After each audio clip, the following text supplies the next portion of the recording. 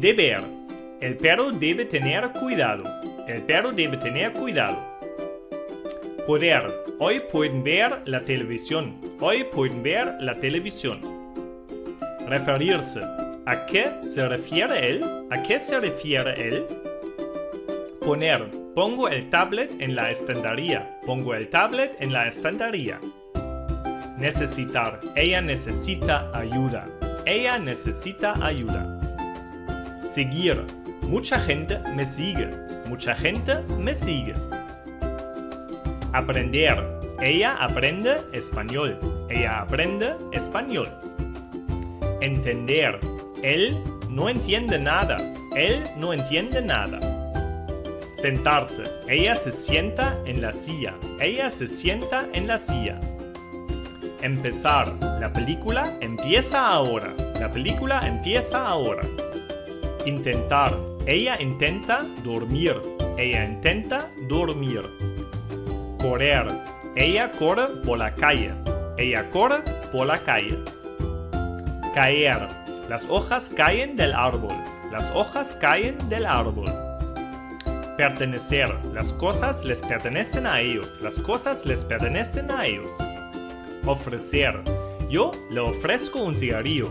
Yo le ofrezco un cigarrillo. Recibir. Ella recibe un paquete. Ella recibe un paquete. Encontrar. Él se encuentra con él. Él se encuentra con él. Imaginar. Ella imagina el futuro. Ella imagina el futuro. Alcanzar. Él alcanza su meta. Él alcanza su meta. Llevar. Él lleva la cruz. Él lleva la cruz. Perder. Ella siempre pierde. Ella siempre pierde. Lograr. Ella logra todo.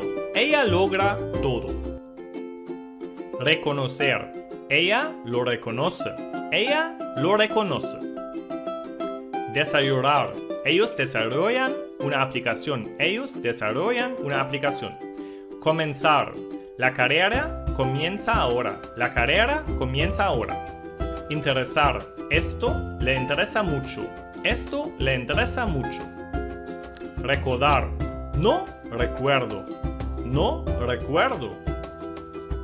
Estudiar. Ella estudia medicina. Ella estudia medicina. Ver. Ella ve un vídeo. Ella ve un vídeo. Echar de menos. Le echo de menos.